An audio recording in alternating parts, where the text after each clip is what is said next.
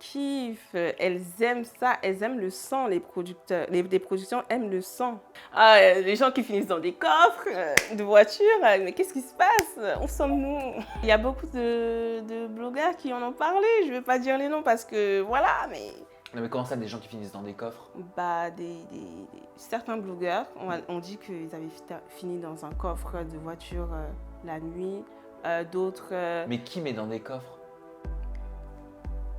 Je sais pas. Franchement, je te dis... Non, non. Bon, peut-être que je sais, mais... Tu te la frappes à moi. Alors, non mais je comprends que t'aies pas envie de te mettre dans la panade, t'inquiète, et je ne t'y mettrai pas. Quand je te dis qui, c'est pas l'identité. Quand je te dis qui, c'est quel corps de métier, quoi. Des blogueurs. Ça peut être des blogueurs qui mettent d'autres blogueurs dans des coffres. Des agents qui vont engager des personnes pour les mettre dans des coffres, pour tabasser ceci, cela. Ça peut aller de tout, hein. Harcèlement, tabassage. Mais c'est extrêmement grave. Ouais.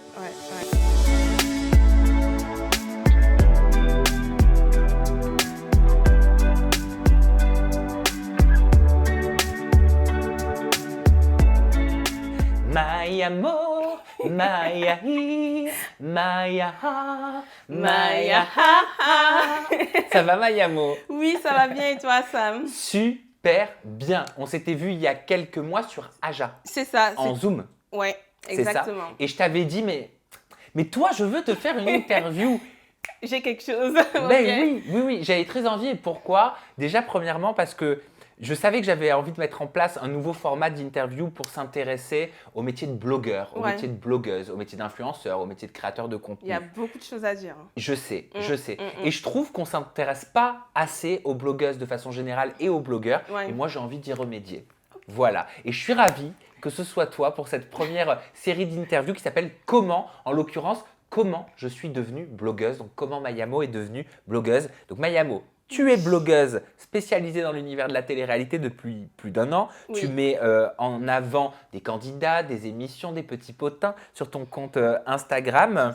Et j'ai tout un tas de questions à te poser. Avant qu'on se concentre sur ton activité de blogueuse, tu as un peu plus de 42 000 abonnés sur Instagram. J'aimerais que tu me parles de toi, d'où tu viens, ta vie. Qu'est-ce que tu faisais avant d'être la Mayamo qui raconte des potins? Alors, qui suis-je? En fait, moi, de base, je ne suis qu'une téléspectatrice de télé-réalité. C'est-à-dire que je ne connaissais même pas le blogging Instagram. Vraiment pas. Je m'étais arrêtée à des blogueurs Snapchat, mais je ne savais pas que les blogueurs Instagram existaient. Et donc, en fait, ce qui s'est passé, c'est que comment j'ai commencé, c'est simple. Il y a eu la sauce de Carla avec la sorcellerie. Ça m'a pris dans mes tripes, en fait. C'était en mai l'année dernière. C'était pas en 2020? 2021, non? Ah, je sais. 2020, t'as raison. Ouais, c'était en 2020. Ça paraît loin et proche en même temps. Et proche en même temps, ouais. Parce que c'est vrai que cette histoire, on va presque jamais l'oublier, en fait. Et en fait, j'ai vu cette histoire. Je me suis intéressée. Tous les jours, je regardais ce qui se passait, ce qui se disait, c'était quoi l'actualité. J'attendais tous les soirs à 20h pour que à l'époque, c'était Marc Blatta qui en parlait. Donc, j'étais là en mode, vas-y, dis-nous ce qui se passe, en fait. C'est quoi? Et donc, j'ai commencé à regarder ça sur Twitter, parce que moi, je suis quelqu'un qui est sur Twitter tout le temps. Et ensuite, je vois quoi? Je vois qu'il y a certains comptes qui postent des screenshots de stories Instagram de certains blogueurs. Je suis un petit peu allée voir ce qu'ils faisaient. Et là, je me suis rendu compte qu'en fait, déjà, ces comptes-là, ils avaient beaucoup d'abonnés. Ce qu'ils disaient, c'était pas ma pensée, en fait. Je me disais, mais est-ce qu'on a vu la même chose? Qu'est-ce qui se passe? Pourquoi vous dites ça alors que c'est tout le contraire? Et donc, je me suis dit qu'en fait, ces gens-là ont beaucoup d'abonnés. Ils influencent d'autres personnes qui vont penser comme eux, à tort ou à raison. Pour moi, c'était à tort. Et au final, je me suis dit, bon, il y a une nouvelle émission qui arrive, Objectif Reste du Monde. Pourquoi pas lancer son blogging? Et c'est comme ça que j'ai commencé. Ok, donc ça c'est pour l'histoire de tes débuts. Exactement. Dans le fabuleux monde merveilleux du blogging. C'est ça. Mais qu'est-ce que tu faisais en parallèle? Parce que j'imagine que tu avais une activité. Tu es étudiante? Étudiante. Depuis, je suis étudiante. T'as quel âge, Mayamo? J'ai 25 ans. T'as 25 ans. Et t'es étudiante en quoi? En ce moment, je suis étudiante Je suis dans le commerce, ingénieur d'affaires et vente complexe. Et je suis en train de terminer mon année, quoi. Ok. Et c'est quoi ton rêve ultime? Enfin, parce que peut-être que ton rêve a changé entre-temps avec cette nouvelle activité, mais à la base, c'est quoi ton rêve ultime? Pourquoi une école de commerce? Tout simplement parce que j'aime beaucoup tout ce qui est marketing. J'aime beaucoup la relation avec que ce soit ceux qui vont connaître B2C, B2B. En fait, j'aime vraiment manier toutes ces choses-là. Et c'est pour ça que je me suis dit, bah, en fait, c'est fait pour moi. Donc, c'est pour ça que je suis dans le commerce. Et est-ce que tes études de commerce te servent indirectement dans ton activité de blogueuse? Ah, oui, parce que, plus ou moins, parce que, en fait, en parallèle aussi, j'ai ouvert une entreprise, enfin une petite, hein, mais vraiment toute petite. Une micro-entreprise? Une micro-entreprise, voilà, où je suis justement en train de me construire. Et donc, ma chaîne Insta, enfin mon compte Insta va me permettre justement de promouvoir les futurs produits que j'aurai, parce que là, je suis en train vraiment de... D'accord, donc tu souhaites travailler avec des annonceurs. C'est ça. Et c'est pour ça que tu as ouvert ta micro-entreprise pour pouvoir réaliser du chiffre d'affaires légalement. Bah oui, non mais... Légalement. Bah oui, c'est logique. Si tu crées une micro-entreprise, c'est parce que tu veux faire les choses bien logiquement. Exactement. Je ne suis pas dans ces histoires-là. Voilà. Je ne serai jamais dans le complément d'enquête. Voilà, si c'est ça que vous voulez savoir. Il ne faut jamais dire jamais. C'est vrai. Le jamais n'existe pas. C'est vrai, jamais n'existe pas. C'est quoi les avantages d'être blogueuse? Pour les gens qui aiment la télé-réalité, c'est vraiment cette facilité à parler avec les candidats de télé-réalité. Déjà, ça, c'est les avantages, parce qu'un compte normal, les candidats reçoivent des milliers et des milliers de messages par mois, par jour, par semaine, par an. Et donc, ils ne vont pas forcément répondre à ces gens-là. Donc, l'avantage, c'est ça. Avoir aussi de la visibilité et avoir quelques propositions de projets, parce que justement, les gens aiment ton compte, les gens aiment ta personnalité, donc ils ont envie de te voir ailleurs. Voilà. Et toi, tu mets ta personnalité en avant? Ouais, ça m'arrive, ouais. Est-ce qu'il y a une histoire, un potin en particulier qui t'a permis de te généraliser, de te faire connaître sur les réseaux sociaux, à part l'histoire de Carla? Alors, ce qui m'a... je pense qu'il y en a plusieurs. Tout dépend si c'est moi qui ai sorti ce potin ou c'est juste... j'ai juste raconté le potin. Voilà, il y en a plusieurs là. Le dernier exemple, forcément, c'était ton interview avec Abou, mais bon, ça, j'étais déjà connue. Avant ça, c'était vraiment la façon dont j'avais de traiter les épisodes de la télé-réalité en général. Alors, ça consiste à quoi, justement, ton travail? Est-ce que c'est un travail pour toi? À quoi ressemblent tes journées? Ça fait 3 questions en une, mais bon. Mais c'est du taf, Mais en fait, je pense que les gens ne s'en rendent pas compte, mais c'est du taf. Alors, avant, je raconte quand j'avais, par exemple, 1000 abonnés. Avant, c'était du matin jusqu'au soir. Mais vraiment, je te dis la vérité, du matin jusqu'au soir, il fallait que je prenne un épisode, je screen, je regarde ce qui s'est dit. Ensuite, que je trouve une façon de raconter ce qui s'est passé dans l'épisode. Que je trouve des vidéos qui sont drôles, parce que moi, je suis vraiment spécialisée dans l'humour. Et donc, tu peux rester 8 heures sur Instagram pour faire une story ou 10 stories ou 20 stories. Voilà. Donc l'idée est que tu reprennes les moments forts d'un épisode de télé-réalité que tu mets à ta sauce, à la sauce Mayamo. C'est ça. Voilà. Et tu injectes ton humour là-dedans. C'est ça. Donc tu as commencé comme ça. Et c'est comme ça que tu as atteint tes 1000 premiers abonnés. Voilà, exactement. Je me suis fait connaître comme ça. Par exemple, à l'époque, c'était Objectif Reste du Monde. L'histoire, c'était Mujdad et Mila. Mujdad qui essayait de faire en sorte que Mila lui dise qu'elle est toujours amoureuse de lui alors qu'elle avait déjà quelqu'un. C'était vraiment ça qui m'a fait connaître, parce que il y a quelqu'un qui postait mes stories sur Twitter. Et donc, les gens m'ont connue comme ça. Ils me disaient, je lisais des messages, mais c'est qui celle-là? Elle a bien résumé, etc., etc. Et donc, c'est comme ça que j'ai gagné mes abonnés. Il y a aussi le fait que les candidats te ripostent. C'est-à-dire que quand tu les mentionnes dans ta story, ils aiment bien. Ah, ok, d'accord, je riposte. Et donc, c'est leurs abonnés leurs abonnés se sont abonnés à ma chaîne. Ça, c'est quand tout se passe bien qu'on te riposte. C'est quand t'es marrante, c'est quand tu me brosses dans le sens du poil.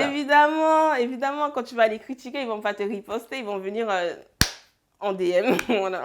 Donc, voilà. Tu te souviens de tes premiers échanges avec des candidats de télé-réalité en DM, justement, sur les réseaux? Oui, j'ai parlé avec plusieurs. C'était toujours enfin, c'était toujours de bonne humeur avant qu'il y ait plein d'histoires qui se sont, enfin, plein d'histoires. C'était toujours de bonne humeur. C'était des likes, c'était des emojis, je rigole, ou c'était, ah oui, d'accord, ok, t'as dead ça et tout, tu vois. C'était vraiment ce genre-là au début parce que justement... Avec qui, par exemple, t'échangeais comme ça de façon hyper positive? Alors, au début, c'était Ilan, c'était Mila. Il y avait qui dans Objectif Reste du Monde? Il y avait... C'est eux qui ripostaient beaucoup. Ensuite, il y avait qui dans Objectif Reste du Monde? Il y avait aussi Isabeau au début, vraiment au tout début. Il y avait Juizepa. Elle, c'est vraiment, c'est la best. Juizepa aussi, très très gentille. Et voilà, c'est vraiment ces genres de candidats. Voilà. Ok, ça c'était quand c'était hyper positif. Il faut que tu marques quoi? Il faut que tu dises quoi pour avoir des DM piquants? Quand par exemple tu vas afficher par exemple un article qui dénonce un candidat, quand tu vas afficher euh, quelque chose que la personne, enfin que j'estime a mal fait, que c'est vraiment ce genre-là, quand tu vas vraiment, enfin quand tu vas les tacler sur quelque chose qu'ils ont fait. Voilà. Comment tu procèdes, toi? C'est quoi? Tu dirais que c'est quoi ta ligne éditoriale? Tu rentres dedans, tu es plutôt douce, tu fais les choses avec humour?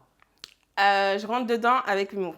Je ne veux pas être méchante parce que je n'aime pas faire du mal. Mon but, ce n'est pas de faire du mal, ce n'est pas de rabaisser un candidat parce que déjà, je pense qu'ils reçoivent des messages qui ne sont pas élogieux, tu vois. Oui, mais Et, vous aussi, hein? Toi aussi en tant que blogueuse. ça, c'est sûr. Nous aussi. Mais voilà, je ne veux pas faire du mal, c'est vraiment dans l'humour. Mais sauf que, en fait, les candidats, ils sont habitués à ce qu'un blogueur vienne les voir avant de traiter un sujet. Sauf que moi, ce n'est pas ce que je veux faire. Moi, je veux directement traiter le sujet avant d'aller voir le candidat et d'avoir sa version. Pourquoi? Parce qu'ils veulent contrôler ce que tu vas dire ou alors donner leur version d'histoire ou alors t'amadouer ou alors te gratter dans le sens en mode non, mais c'est pas ça. Il y a beaucoup d'instrumentalisation de blogueurs? Oui, ouais, ouais. Pour les gens, enfin ceux qui sont plus petits, ouais, il y en a. C'est-à-dire, tu as des exemples? Tu as vu des choses? Bah, est-ce que j'ai vu enfin là, enfin ça fait ça fait un petit peu longtemps parce que j'ai fait une petite pause entre-temps, mais c'est vraiment dans, par exemple, un candidat qui va venir te menacer en mode je vais porter plainte contre toi si tu n'enlèves pas ça, ou enfin, c'est vraiment des petits messages agressifs, voilà, agressifs. J'en ai vu d'ailleurs, ouais, j'ai vu des DM. C'est vraiment agressif, c'est en mode fais attention à ce que tu fais. Comme la majorité des blogueurs sont jeunes, et donc ils prennent peur et ils vont dans le sens du candidat, quoi. C'est-à-dire qu'il y a un non-respect envers certains blogueurs? Les insultes, ouais, ça peut aller jusqu'aux insultes, mais ils n'insultent pas. C'est des mots qui sont forts, c'est des mots qui sont très agressifs. T'as l'impression que ta fonction de blogueuse, je vais parler en ton nom, hein, et pas au nom de tous les blogueurs, elle est dévalorisée dans le milieu de la télé-réalité? Je ne pense pas, parce que certains candidats viennent nous donner des informations à sortir. Après, tout dépend du candidat, tout dépend de sa notoriété, tout dépend de est-ce que le candidat est en diffusion ou pas. Voilà, tout dépend de l'information, mais non, on est vraiment très valorisé, même si il y en a beaucoup qui nous insultent. Ouais, les blogueurs, ils sont... Voilà, c'est quelque chose qu'on entend souvent. Ouais. On entend, ouais, non, mais c'est cette petite blogueuse là, cette petite blogueuse de merde, ce petit blogueur de merde. Exactement comme, et c'était extrêmement choquant, comme il y a plusieurs années, ça existe de moins en moins, j'ai l'impression maintenant, certains disaient, et c'était très moche dans la bouche, disaient espèce d'éboueur, tu vois, ou comme si c'était un sous-métier, alors que pas du tout. C'est vrai que franchement, il y en a, ils abusent. Alors, personnellement, je ne l'ai pas vécu. Enfin, si, je l'ai vécu. Mais ils abusent en mode ouais, tu vis grâce à nous. Comme si c'était eux qui t'envoyaient des PayPal dans ton compte. Et eux, ils vivent grâce à quoi? Avec un superbe sourire. Grâce à quoi ils vivent? Ils vivent grâce à la télé. Et pourquoi les programmes persistent? Parce qu'il y a des téléspectateurs, en fait. C'est tout. Oui, encore, il y en a de moins en moins. Ben... Mais c'est vrai. Non, mais c'est la vérité. Non, mais au bout d'un moment, il n'y a pas de honte à dire la vérité. Bah oui. Il n'y a qu'à voir les audiences, les télé-réalités qui se sont arrêtées. Ouais, 1 million à 200 000 téléspectateurs. Alors j'aimerais quand même revenir sur ce que tu m'as dit là il y a 2 minutes. Tu m'as dit souvent ils viennent nous voir et ils nous demandent de donner des infos. Est-ce que tu peux vraiment, sans tabou, en toute transparence, parler aux personnes qui ne connaissent pas, expliquer en quoi ça consiste? Pourquoi est-ce qu'un candidat télé-réalité connu viendrait voir un blogueur qui a 20 000 ou 30 000 ou 40 000 abonnés pour lui donner des informations? Quel type d'informations? Simple. Un candidat a un problème avec un autre candidat. J'ai envie de le massacrer, excusez-moi du terme. Entre guillemets. Entre guillemets. Mais je ne veux pas le faire avec mon compte. Donc, à toi, je vais te donner toutes les informations, je vais t'envoyer des screens, je vais te montrer ceci. Donc, ça sera à toi de faire tout pour que ce candidat-là se sente mal. Ça veut dire que si moi je suis candidat de télé-réalité à succès, Ouais. j'ai envie de balancer des dossiers sur un autre candidat de télé-réalité avec qui j'ai des gros problèmes en diffusion ou sur les réseaux. Ouais. Je sais pas, j'ai une vidéo, je l'ai vu en train de taper ou en train d'être complètement bourré. Je vais te contacter Mayamo, je vais dire voilà, je vais t'envoyer les vidéos. C'est ça. Ça t'est déjà arrivé? C'était par rapport. Oui. J'ai la vidéo qui sort là et la vidéo était dégueulasse, mais ouais. Quelle vidéo? C'était. Je sais pas si j'ai le droit de. Franchement, je sais pas parce qu'après, les gens vont plus faire confiance et tout. Mais c'était une vidéo d'un candidat qui envoyait des vidéos bizarres à des femmes. Ah, d'accord. Voilà. Des vidéos à caractère sexuel. Ouais. Et t'as tout vu alors? Ah, d'accord. Et c'est un autre candidat qui t'a envoyé ça? Après, sinon, c'est des screens de messages aussi. Des screens de messages pour montrer. Par exemple, il y a une candidate qui a été harcelée par une autre. Donc, c'est des screens de messages qu'on va t'envoyer justement pour dire ouais, regarde. Mais il y en a certains qui envoient, qui demandent à ce que ça reste, enfin, ça ne sorte pas. Mais quel est l'intérêt de te l'envoyer? Parce qu'ils font confiance. Ils ont besoin de parler. On a un peu les psychologues des candidats, tu vois. Parce que quand tu regardes, en fait, au final, ils sont un petit peu seuls dans leur enclos. On dirait que c'est des animaux, mais non. Ils sont un petit peu seuls, tu vois. Et ils n'ont personne d'autre à qui parler. Et c'est pour ça qu'ils sont beaucoup sur Instagram. Ils sont beaucoup en train de raconter leur vie. Donc, tu fais un peu le taf d'un psychologue, à les écouter, à donner des conseils, à ceci, cela. Donc, mais tu as des cas de conscience parfois quand on t'envoie des dossiers, tu dois peut-être te dire mais si je sors ça, je vais faire un buzz monumental. Il y a des trucs, non, je ne rentre pas dedans, je ne veux pas parce que... C'est quoi tes limites? Les photos, les nudes, on m'a déjà envoyé des nudes, je ne rentre pas dedans. Les grossesses, bon ça c'est un cas particulier, les grossesses, je ne sors pas les grossesses. C'est-à-dire révéler les grossesses avant que la personne concernée les dise elle-même. Ouais, c'est ça, c'est privé, donc voilà. Tout ce qui est intime, enfin tout ce qui n'a rien à voir avec la télé-réalité, ou enfin ce qui se passe dans la télé-réalité, ou tout ce qui n'a rien à voir avec, comment dire ça. Par exemple, si un candidat a refusé de parler de quelque chose en public, il en a parlé en privé, ça, je ne le sors pas. Voilà. Enfin, tout dépend, en fait, tout dépend de ce que c'est, mais la limite, c'est vraiment tout ce qui est plus 18, tout ça, non, je ne sais pas. Les tentatives de... Excusez-moi. Mais voilà, quoi, c'est vraiment... Non. Qu'est-ce que tu as reçu, sans nous donner d'identité forcément, mais qu'est-ce que tu as reçu comme type de sujet que tu as refusé de sortir? C'était un harcèlement d'un candidat à un autre. C'est pas très... c'était un harcèlement d'un candidat à un autre, avec des mots très vulgaires. Ça, j'en ai pas parlé justement parce que le candidat m'a demandé de ne pas en parler. Mais la personne voulait se libérer. Tu vois, voilà, c'est vraiment ça. Mais sinon, là, comme ça, je n'ai pas d'autres exemples. Mais je sais qu'il y en a d'autres, ouais, ils ont reçu certaines choses, mais... Tu as l'impression parfois d'être instrumentalisé? Oui, on est instrumentalisé. Ils se servent de nous comme nous aussi, nous nous servons d'eux. Qui instrumentalise qui? C'est candidat ou agent. Ça peut être les deux. À des agents aussi? Ouais. Qui vous parlent? Non. Si.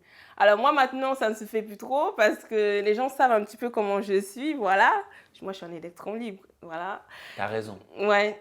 Je veux garder ma libre pensée. Enfin, ma libre pensée et ma liberté d'expression aussi. Surtout ça. Est-ce qu'il y a des... tu parlais d'agents, mais est-ce qu'il y a des agents qui rentrent en contact avec toi aussi pour pour t'aiguiller, pour te donner des scoops? Est-ce que tu sais pourquoi ils te donnent des scoops? Non, les agents ne me donnent pas de scoop. D'ailleurs, jamais. Mais je sais que plusieurs fois, d'ailleurs, de toute agence, vraiment de toute agence, on m'a menacée. Il y en a un qui m'a menacée d'aller jusqu'au tribunal si je ne retirais pas une publication que j'avais faite. Je me suis dit, mais à qui tu crois à qui crois-tu que tu parles là? Et donc, pendant toute l'après-midi, c'est parti en embrouille. Au final, la personne s'est calmée. Elle m'a un petit peu, voilà, j'aime bien ce que tu fais. Et donc, au final, j'ai retiré, mais pour raison professionnelle, enfin, professionnelle au niveau du blogging. Voilà. C'est-à-dire pour raison professionnelle au niveau du blogging? C'est-à-dire que pour moi, c'est donnant-donnant. Tu vas me demander de retirer quelque chose, je vais le faire, ça dépend de la façon dont tu demandes, mais la prochaine fois, il faudra que tu me donnes quelque chose en échange. D'accord, je comprends. Ouais. C'est un peu du chantage? Non, c'est pas du chantage. C'est comme quand tu fais un contrat, il faut que les deux parties soient en accord avec le contrat que tu vas Que signer. chacun y trouve sa part. Exactement. C'est ça que tu veux dire? Ouais. Et est-ce que cet agent en question t'a donné ta part par la suite? Pour l'instant, non, parce qu'il n'y a rien que j'ai demandé. Mais on verra plus tard. On ne sait jamais ce qui va se passer. Ça peut être au bout d'une semaine, plusieurs mois ou au bout de quelques Et années. c'était quel type de contenu que tu devais supprimer, que tu as supprimé? C'était une publication où la personne dénigrait quelqu'un d'autre. Voilà. Entre candidats? Entre agents. Ah, entre agents. D'accord. Il y a aussi les candidats qui demandent. Ouais. Quand c'est des informations qui sortent contre eux. Est-ce que tu peux supprimer? D'accord, ok. Mais en contrepartie, il faut quelque chose. Et donc, ils te donnent quoi en contrepartie? Franchement, c'est des petites infos. Des toutes petites infos. Après, c'est à moi de trier. Est-ce que c'est intéressant ou pas de sortir l'info, quoi. Comment tu vois le milieu de la télé-réalité français? La télé-réalité française. C'est vrai que moi, j'aime beaucoup la télé-réalité. Peu importe ce qu'on fait, ce qu'on est dans la vie, la télé-réalité, ce n'est pas dénigrant. Enfin, ça n'abrutit pas comme certains le disent. La télé-réalité française, je trouve qu'elle elle est en train d'étirer la corde, elle est en train de se casser la bouche, désolée, mais elle est en train de se péter par terre. Parce que justement, c'est un truc qui est répétitif, c'est un truc qui est très fermé, c'est un truc qui...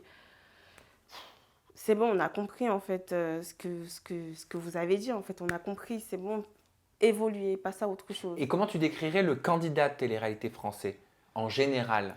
Ah, il est fake. Faux. C'est vraiment, c'est de l'acting, c'est petits secrets entre voisins. Le mec, il est en train de jouer sa vie à la télé-réalité. Il crée des fausses tromperies, des faux couples, des fausses embrouilles. Pourquoi il y a autant de polémiques dans cette industrie, dans ce milieu-là? Pourquoi il y a autant de polémiques sales? Parce que la majorité des candidats qui font parler sont dans les polémiques. C'est des gens qui, on va pas se mentir, c'est pas des gens qui sont sains dans la vie de tous les jours. C'est des gens qui, d'ailleurs, quand tu vois l'histoire avec les casiers judiciaires qui sont sortis, tu vois que la majorité des candidats, ils sont dans des histoires sombres en fait. Et donc, c'est ce qui se reflète à la télé. Et les productions, elles font semblant d'après toi de ne pas savoir ou elles savent pertinemment? Mais elles kiffent, elles aiment ça, elles aiment le sang, les producteurs. Les productions aiment le sang quand ça se fight, quand ça met sa bouche partout, les productions aiment ça, ils aiment ça. Parce que c'est ça qui va faire parler. On n'aime pas voir Pamela en train de s'asseoir et boire et siroter son jus de framboise, quoi. Tout est permis pour une production de télé-réalité? Tous les candidats sont permis à partir du moment où ça fait de l'audience, tu penses? Tout est permis, ça dépend du candidat. Parce que chaque producteur a son chouchou. Ouais, il a son chouchou et il y a juste à voir avec les 50, les candidats qui sont boycottés. Parce que, soi-disant, ils avaient des casiers, alors que la majorité, ils ont des casiers. Un autre qui avait son bracelet jusqu'à l'entrée du château, quoi.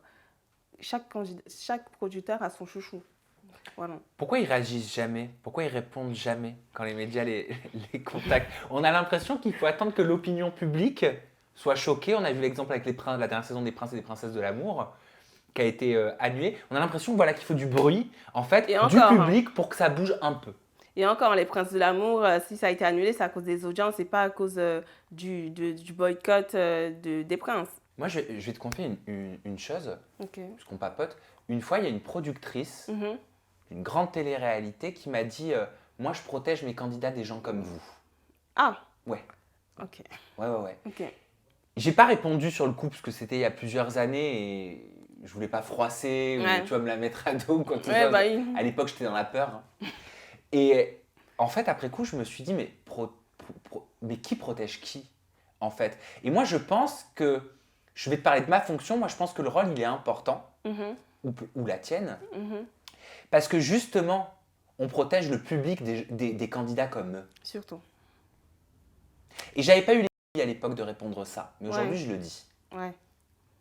Bah en fait, je pense que nous, on a un rôle majeur dans ça, tu vois, parce que on est des blogueurs, on est aussi suivis par des milliers de personnes, des dizaines de milliers de personnes. Et en fait, on ne s'en rend pas compte. On a un impact sur les personnes qui nous suivent. Et donc, en fait, si nous-mêmes, nous laissons certains... Enfin, quand on reçoit on reçoit quelque chose et que nous aussi, on ferme les yeux ou on ne parle pas de ce qui s'est passé ou ce qui s'est dit ou ce qu'on a reçu, au final, ils vont se dire, en fait, le candidat, il est clean, quoi. Le candidat est tranquille, il est à la télé. Oh, c'est bon, je peux continuer de regarder et tout. Et là, en fait, moi, j'ai l'impression que tout est en train de s'inverser. Parce qu'avant, c'est les producteurs qui avaient le pouvoir. Qui tenaient les rênes. Oui, ils tenaient tout. Parce qu'il n'y avait pas...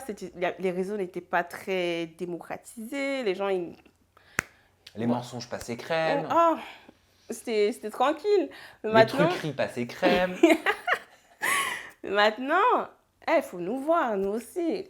Dès qu'on parle de quelque chose, directement, il y a un mouvement qui est lancé derrière. Le boycott, ça a été lancé par des blogueurs. Et des blogueurs et des téléspectateurs. Et au final, ça a été boycotté. Et l'émission a été annulée. Instagram, c'est si tu t'écartes un petit peu trop, tu peux être shadowban, tu peux sauter et tu n'as plus cette visibilité, les gens n'auront plus cette facilité à te trouver. On va parler justement des codes de comptes qui sautent, surtout en ce moment. Je sais que ça te tient à cœur. Mais tu sais, j'ai envie de te dire quelque chose. Il y en a énormément qui jouent là-dessus pour vous mettre au-dessus de la tête une épée de Damoclès et vous faire croire qu'à tout moment, vous pouvez ne plus exister et partir dans l'ombre. C'est faux. Mais tu sais, c'est ce qu'on appelle de l'intimidation. Exactement. Voilà, c'est ce qu'on appelle de la menace, c'est ce qu'on appelle des techniques mafieuses. Et je ne sais pas si tu l'as remarqué, mais les techniques mafieuses, dans ce milieu-là, les gens qui finissent dans des coffres de voitures, mais qu'est-ce qui se passe? Où sommes-nous? Il y a beaucoup de blogueurs qui en ont parlé, je ne vais pas dire les noms parce que voilà, mais... Non mais comment ça, des gens qui finissent dans des coffres? Bah, certains blogueurs ont dit qu'ils avaient fini dans un coffre de voiture la nuit. D'autres... Mais qui met dans des coffres? Je sais pas. Franchement, je te dis... Non. Bon, peut-être que je sais, mais... Tu te la frappes à moi. Alors, non mais je comprends que tu n'aies pas envie de te mettre dans la panade, t'inquiète, et je ne t'y mettrai pas. Quand je te dis qui, c'est pas l'identité. Quand je te dis qui, c'est quel corps de métier, quoi. Des blogueurs. Ça peut être des blogueurs qui mettent d'autres blogueurs dans des coffres. Des agents qui vont engager des personnes pour les mettre dans des coffres, pour tabasser ceci, cela. Ça peut aller de tout, hein. Harcèlement, tabassage. Mais c'est extrêmement grave. Ouais. Et toi, tu as déjà reçu des pressions lourdes qui t'ont vraiment, je sais pas, créé du stress? Non. On ne m'a jamais menacé de m'attraper le soir chez moi. Ou non, on ne m'a jamais menacé de ça. Mais j'aimerais pas que ça m'arrive, par contre. Parce que, voilà, non. Mais c'est dangereux ton métier. C'est dangereux si tu ne suis pas certaines choses et que tu es là pour dévoiler tout le côté sombre. Moi, je ne dévoile pas le côté sombre. D'ailleurs, je ne m'en approche même pas. Je n'essaye pas de chercher. Non, non, non, non. Moi, je suis dans la lumière. Je vais rester dans la lumière. Voilà. C'est-à-dire que dès que tu déranges... Bah oui, quand tu déranges, quand tu vas... Bah, truc, ça peut être tout et n'importe quoi. Un truc tout bête, tu vas dévoiler qu'un candidat n'est pas rentable. Tu vas dévoiler ça. Donc rentable en placement de produit. En placement de produit. Quelqu'un va venir te demander de retirer ça. Ah, mais je comprends mieux pourquoi j'ai eu plein de problèmes. Voilà, Sam, tout s'explique. Voilà. Tout s'explique. T'as toute la vérité devant toi. Enfin, presque. Non, mais je te laisse poursuivre, pardon, je rigolais. Non, voilà, c'est ça. Tu vois, ça peut être tout et n'importe quoi. Par exemple, un candidat qui n'est pas rentable, toi, tu te dis que bah, c'est rien, ça arrive. Pour un produit, oui, ça arrive à plein d'entreprises, ça arrive à plein de gens. C'est pas puni par la loi de ne pas être rentable ou de l'être. T'es pas rentable, tu n'es pas rentable. Ça va marcher. Ça n'a pas marché pour celui-là, ça va marcher pour un autre ou pas. Hein. Mais on va te demander de retirer. Et donc, c'est quoi ces histoires de fameux comptes là qui sautent en ce moment? Ça, c'est un rapport avec la production de Banijé. Parce qu'en fait, il y a... Alors, je t'explique. Nous, en tant que blogueurs, nous sommes là pour poster des extraits des émissions de télé-réalité. Déjà, depuis le début, nous sommes bloqués par TFX, TF1, voilà, droits d'auteur, etc. Donc, il n'y avait que NRJ12 qui avait encore des programmes et W9. Ils étaient trop débordés, NRJ12. C'est pour ça qu'ils vous laissaient faire. Ah ouais, là, avec toute la polémique qu'ils avaient, ouais. Ils avaient d'autres choses plus importantes à faire. Oh, j'en peux plus. Et donc, W9, on avait le droit, entre guillemets, de poster tous les extraits. Il n'y avait aucun problème. Et d'ailleurs, c'est aussi une façon de gagner des abonnés. Parce que les gens regardaient les extraits sur ton compte et se disent « Ah, d'accord, avec eux. » Mais oui, mais s'ils regardent les extraits sur ton compte, peut-être qu'ils regardent moins après le replay. Mais pas forcément. Parce qu'un extrait, ça donne de la lumière au programme. J'entends et je suis d'accord avec toi. Après, il y a aussi l'histoire, je me fais l'avocat du diable volontairement, mais il y a une histoire de droit d'auteur et de législation en France. Il y a une paternité, tu vois, d'une émission, d'une image, d'un roman, d'une musique, etc. Donc si tu veux, en France, la loi, elle est très claire là-dessus. Oui, c'est tout à fait clair, mais c'est justement parce que, enfin, les réseaux existent. Il faut utiliser cette plateforme. Tu sais que, par exemple, tu as une émission de télé-réalité qui est en train de passer, qui va bientôt se diffuser. Ils ont un compte Instagram officiel. Ils postent des extraits, etc. Mais est-ce que ce sont des extraits qui sont pertinents? Pas forcément. Et nous sommes là justement pour poster des parties qui sont pertinentes et donc donner envie aux téléspectateurs. Mais je suis totalement d'accord avec toi. Mais le problème, c'est que ça va à contre-courant de la loi dans notre pays. Ouais, mais... Donc comment faire? Comment faire attribuer des droits d'auteur à certains comptes blogging, tout simplement. Mais tu peux pas avoir des droits d'auteur sur un travail qui t'appartient pas. Mais si, jusqu'à... Ça fait des années que W9 produit des émissions, Banijé produit des émissions, des Marseillais 1 jusqu'au Marseillais 10, avec leurs autres émissions, le cross, etc. Il n'y avait pas de problème. Et pourtant, ça n'a pas influencé le fait que les émissions... Peut-être qu'ils ont changé de fusil d'épaule, de stratégie, et pour le coup, ils ont le droit. Légalement, ils ont le droit. Ouais. Par contre, Maniamo, ce qui est important de savoir, c'est qu'il y a le droit à l'information en France. Ça veut dire que si tu justifies, ta vidéo justifie que dans le cadre de l'information, tu utilises un extrait pour justement illustrer l'information que tu communiques et que tu l'as reconditionnée différemment, tu pourras l'utiliser parce qu'on rentre dans le droit loyal. Ouais. Dans l'utilisation loyale, pardon. Par exemple, au niveau des extraits, ok, d'accord, on n'a plus le droit de poster 3 minutes de vidéo, il n'y a pas de problème. Mais dans ce cas, pourquoi même les photos, on n'a plus le droit? Des photos, par exemple, il y a des comptes qui ont fait des stories en mettant des photos de candidats dans les 50. Leur compte a été banni de Instagram. Mais les journaux traditionnels qui sont en ligne, quand ils vont annoncer une émission de télé, ils vont utiliser, par exemple, le logo LS50. Tu as l'impression qu'il y a une injustice? Il y a une injustice, ouais. Parce qu'au final, en fait, on n'a plus le droit de parler de télé-réalité alors que nous sommes des blogueurs télé-réalité. Il y a des gens qui n'ont pas forcément envie de parler des candidats dans leur vie quotidienne. Donc, il y a la télé-réalité, il y a les émissions, et voilà, quoi. Nous, on a juste envie de parler de ce qui se passe, surtout que c'était un événement, les 50. Tout le monde l'attendait, c'était un Squid Game façon avec Maëva Guénam, Amélie, le comeback de Amélie Netten. Les gens, ils ont envie de voir Amélie Netten. Quand ils vont sur Instagram, ils voient le feed, ils disent « Ah ouais, Amélie Netten, elle m'avait manqué. Jessie et Fanny m'avaient manqué, etc. etc. » Donc là, on n'a même plus le droit. Les comptes fans de ces candidats sautent aussi. Des comptes fans qui postent juste une photo de leur idole en publication, ils sautent. Non, je trouve que c'est beaucoup trop strict leur politique. Comment tu gagnes ta vie, Mayamo? Alors, est-ce que tu fais ça juste pour la gloire? Non, non. Si vraiment je faisais ça pour la gloire,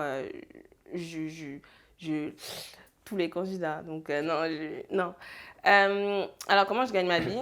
Je travaille en alternance et donc il y a ça. À côté, je fais un petit peu du commerce, de l'achat-revente sur certains produits. Et aussi avec mon compte Instagram, je peux faire des placements. Voilà. Comment tu choisis les annonceurs avec lesquels tu travailles? Alors, je ne vais pas à eux, c'est eux qui viennent à moi. Par exemple, celle que vraiment à qui je fais confiance, que je sais qu'elle ne va pas... Hein, c'est une marque de produits pour les cheveux, tu vois.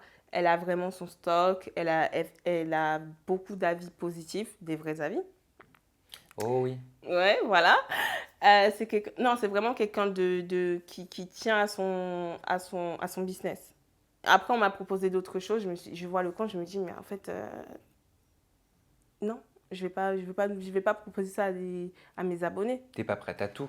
Non, non, non. Puis tu perds la confiance de tes J'aime abonnés. l'argent, hein. Non, mais il faut pas mentir. J'aime l'argent, mais l'argent propre, pas l'argent sale. Je suis pas là pour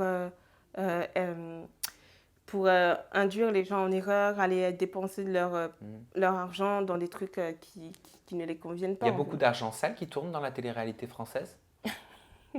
C'est une vraie question? Point d'interrogation suivi d'un point d'exclamation. Ouais, beaucoup, beaucoup. Mais tu sais, j'en ai jamais parlé. Par exemple, une fois, il y avait 2 candidats qui étaient dans une histoire d'arnaque. Avec une abonnée, on a un petit peu fouillé. On a fouillé. On est parti jusqu'à de l'évasion fiscale. Et on a découvert d'autres candidats ouais, qui étaient aussi ils avaient une société étrangère. Elle travaillait vraiment dans tout ce qui est loi. Enfin, elle connaissait beaucoup les lois, etc. Donc, on voit de l'évasion fiscale, on se dit, ah d'accord, ok. Mais je ne l'ai pas traité parce que ce n'est pas mon domaine et c'est beaucoup trop fort pour moi, en fait. T'aurais peur? Ouais, vu le candidat, ouais. Ouais. Ouais. C'est un candidat qui vit en France? Oui. Et il domicilie sa société à l'étranger? À l'étranger. Loin? À Londres. À Londres? Ouais. Oh, il y en a eu pas mal, hein? Il y en a beaucoup qui... Ouais, leur nom est sorti. Donc ça veut dire qu'ils ne payent pas les impôts sociétés français en France dessus? Bon, en tout cas, sur la société qui est active, non. Ça te... Enfin, je sais pas, quoi, ça t'énerve? Comment tu vois ce genre d'action? Bah, je trouve ça triste parce que, en fait, il faut savoir que les impôts, ça aide les gens qui sont dans le besoin aussi. C'est vraiment dans ce sens-là parce que, tu sais, moi, par exemple, quand nous, avec ma famille, on arrive en France, ça a été un petit peu dur, tu vois. Ça a été un petit peu dur, donc c'est les gens qui gagnent bien leur vie qui nous ont aidés grâce aux impôts qu'ils payaient. Voilà. Et donc, je me dis, mais en fait, vous prenez tous les avantages, mais pas les inconvénients. Quand tu fais le choix d'habiter en France, il faut que tu suives les règles, les lois françaises. Bien sûr, surtout si tu es né en France, que tu as eu accès à l'éducation, à l'école gratuitement, c'est pas partout pareil. Hein. Ouais, on a l'impression, chez nous, on se dit que c'est un acquis et on pense que c'est normal. Mais aujourd'hui, de plus en plus, on se rend compte que tout ce qu'on pensait qui était normal, comme le simple fait que se déshydrater avec de l'eau, peut-être qu'un jour on en manquera. Et on verra l'eau comme de l'or. En fait, tout est en train de changer, les lois sont en train de changer, il y a beaucoup de choses qui sont en train de changer. L'école est encore gratuite pour l'instant. L'hôpital, tu ne payes pas des sommes astronomiques. Demain, ça sera comme quoi en fait? Qu'est-ce qui va se passer? Pourquoi? Parce qu'il y a ce système d'évasion fiscale, il y a des gens qui contournent les lois, il y a ceci, cela, etc. Donc, qu'est-ce qui va se passer? Quand on s'est entretenu, enfin entre toi et l'équipe pour préparer cette interview, tu nous as confié que tu avais été victime de propos racistes.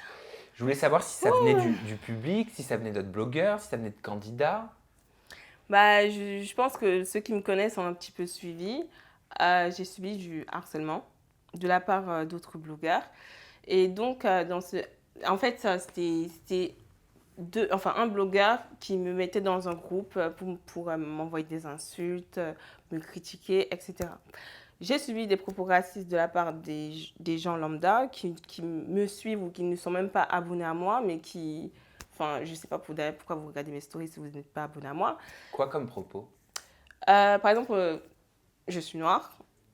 On va m'envoyer des emojis caca.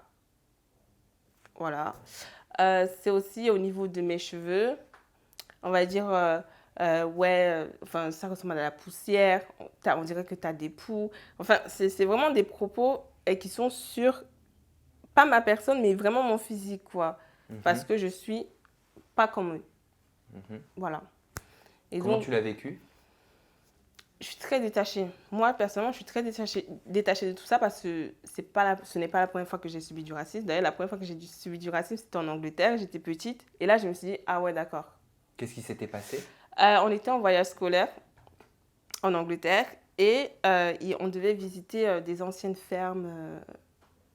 Voilà. Et donc, moi, je voulais entrer dans une petite maison pour voir un petit peu comment c'était à l'intérieur. Le mec qui était devant la porte, il m'a dit, toi, tu rentres pas, les autres peuvent rentrer. Et il n'y avait que moi qui était Quelle noire. violence. Ouais. Comment tu l'as perçu? Bah, comme j'étais petite, je me suis dit, mais en fait, mais Pourquoi? pourquoi? Donc, je suis allée voir les personnes qui nous accompagnaient, les professeurs. On a parlé de ça et tout. Et ils n'ont même pas réagi, rien du tout. Et t'es pas rentrée? Je ne suis pas rentrée jusqu'à ce que le mec parte et c'est là que j'ai pu rentrer. Donc, C'est incroyable. Mais ça a ouais. dû te marquer ça, parce que si tu y penses encore aujourd'hui, c'est que tu as grandi avec ça. Ouais, ouais. Parce que il y a des choses, j'oublie très vite parce que ce n'est pas important, mais ça, jusqu'à ma mort, je vais y penser. Ça te touche? Toucher dans mon fond. Ça te rend triste? Ouais, c'est triste. Moi, ça me rend triste, je te le dis. Et Et je pense que tu le vois. Je le vois. Tu vois, d'entendre une histoire comme tu me le dis comme ça, je trouve ça tellement atroce et violent, surtout quand on est enfant. Ouais. Moi, ça me rend triste. Alors que j'ai vécu d'autres choses, mais j'ai pas vécu ça. Bah, tu sais pourquoi? Parce que à force, on s'habitue. Et ça, c'est pas bien de s'habituer à ce racisme-là. Tu vois tellement de choses, des gens qui tiennent des propos qui sont horribles, des gens qui frappent d'autres personnes parce que ils sont noirs, de couleur noire. Il y a aussi ce racisme. En fait c'est dans mon quotidien. C'est dans mon quotidien. Donc, je suis habituée, ouais. Je sais à quoi m'attendre. Par exemple, tout récemment, dans mon travail, vu qu'il faut que j'aille voir un petit peu des gens un peu partout par là, pareil aussi, j'ai subi du racisme. Une femme qui m'a très mal parlé. Et donc, ce jour-là, franchement, je me suis dit, mais en fait, je ne vais pas continuer ce métier-là. Je ne peux pas continuer à aller voir les gens et à subir ce racisme-là parce qu'ils me voient et ils pensent que en fait, je suis là pour soit leur faire du mal ou je suis là pour voler quelque chose. Mais non, en fait, qu'est-ce que vous avez que moi, je n'ai pas, en fait? Et c'est ça que... Ouais, ce jour-là, franchement, j'étais très énervée. Et heureusement que c'était pendant mon travail parce que c'était dur. Ouais. Et il y a du racisme dans la télé-réalité? Il y a juste à voir les programmes et tu vois que c'est pas très diversifié, quoi. Par exemple, tu regardes les Marseillais, je ne me rappelle pas d'un candidat noir. Tu regardes les anges ne passent plus. Je ne vois pas de mélanine. La mélanine, c'est le teint foncé. Je ne vois pas de personnes qui sont enfin les minorités en France, quoi. Pourquoi? D'après toi, selon toi? Les producteurs. Parce que moi, j'ai entendu une fois, j'ai passé beaucoup de coups de gueule là-dessus, je pense que tu le sais, Ouais. et une fois, on m'a dit, mais des personnes de la communauté noire sont venues m'écrire et me dire, mais enfin, arrête de dire ça, c'est parce qu'on veut pas être dans ces émissions de qu'il n'y a pas de noirs dans ces émissions de... Du mytho. Merci. C'est du mytho. Il y en a plein qui passent les castings. Il y a plein qui passent les castings pour entrer dans cette télé-là, mais ils ne sont pas acceptés. Par exemple, avant, les anges, le casting des anges, quand il y avait une longue file d'attente, tu voyais une diversité énorme. Les gens voulaient faire les anges. Il y avait des noirs qui voulaient faire les anges. Et au final, ils n'étaient pas pris. Pourquoi? Parce qu'ils n'ont pas la bonne couleur de peau. Et après, il y a aussi ce truc qu'on veut mettre des couples. Et donc, on va prendre certains candidats avec un certain physique pour les candidates ou le contraire, certaines candidates avec un certain physique pour les candidats qui sont connus ou qui font régulièrement la télé, quoi. Après, il faut noter quand même une chose sur les anges. Quand j'avais fait, tu sais, tous mes calculs pour mon livre, Mm-hmm. bon, ça reste peu, mais en termes de diversité, le programme Les Anges est celui qui a été le plus représentatif sur toutes les saisons. Ouais. En termes de façon factuelle. Hein, bah après, les termes anges, de c'était chiffres. quoi? Ils prenaient des candidats qui passent à la télé, quoi. Donc, s'il n'y avait pas de diversité, ils n'allaient pas, enfin, à part les candidats anonymes. Mais en comparaison aux autres Oui, émissions, en tu vois, comparaison, ouais. aux émissions concurrentes. Je te remercie d'avoir répondu à mes questions sur ce sujet-là. C'est un sujet Oui. hyper important. On va passer à un sujet un peu plus léger. C'est qui tes candidats préférés? Alors, c'est principalement que des filles, hein. Et tu te doutes que si je te demande tes préférés, je vais te demander ceux que tu détestes le plus après. Ah, les problèmes! Tu veux mettre que dans les problèmes, Sam. Alors, les préférés, forcément, le seul garçon, Vivian. Vivian, je le trouve drôle. C'est un mec, en fait, il fout le bordel, mais ce bordel me fait rire. C'est incroyable, ce mec. Il est incroyable, ce mec. Et en filles, bah, il y en a plein. Je sais pas, Océane, il y a Mila. C'est pas des candidates noires que tu m'as citées. Parce qu'il n'y en a pas. Je pourrais te dire Neverly. Neverly, je lui donne de la... Par exemple, Neverly, c'est une candidate, elle n'est pas trop mise en avant, tu vois. Mais quand elle poste quelque chose sur son Instagram, je veux la mettre en avant. Il y a aussi Noémie. Ma belle. Ma belle. Elle, je l'aime trop. Je l'aime trop. C'est quelqu'un qui est good vibes. C'est quelqu'un qui... En fait, dès qu'elle rentre dans une pièce, elle donne de la bonne humeur. C'est vraiment quelqu'un de bien. Noémie, ma belle. Elle, je l'aime trop. Je t'aime trop, Noémie. Je t'aime. Voilà. Et Nathan aussi. Nathan, j'aime bien. Forcément, je vais donner de la force.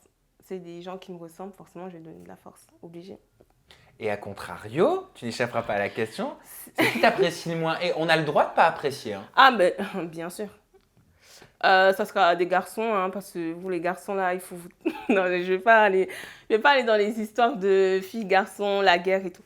Berthe, je ne supporte pas ce candidat. Pourquoi? Je trouve que... Déjà, de ce qu'il fait avec les filles à la télé-réalité, je n'aime pas.